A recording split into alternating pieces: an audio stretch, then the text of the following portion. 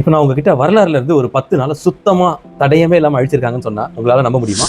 உங்க போன்ல calendar open பண்ணி அக்டோபர் 1582வது வருஷத்துக்கு போனீங்கன்னா ஒரு வினோதமான விஷயத்தை நீங்க இங்க பார்க்கக்கூடும். அதாவது அக்டோபர் 4ஆம் தேதியில இருந்து அக்டோபர் 15ஆம் தேதி வரைக்கும் கிட்டத்தட்ட 10 நாள் இருந்ததுக்கான தடயமே இருக்காது. இது எதனாலன்னு பாப்போம் வாங்க. கிட்டத்தட்ட 1500 வருஷமா மக்கள் ஜூலியன் கேலண்டர் அப்படின்ற கேலண்டர் தான் உபயோகப்படுத்திட்டு இருந்தாங்க. இந்த ஜூலியன் கேலண்டர்ல உள்ள ஒரு சின்ன பிழை என்னன்னா, ஒவ்வொரு வருஷம் இது 11 நிமிஷம் அதிகமா எடுத்துக்கிட்டு இருந்தது. இப்படி இவங்க சின்னதா நினைச்சுக்கிட்டு இருந்த இந்த பிரச்சனை சில நூற்றாண்டுகளை தாண்டி 1500களில் பருவநிலை மாற்றங்களோட ஒத்து போகாம கிட்டத்தட்ட 2 வாரம் முன்னோக்கி இருந்தது.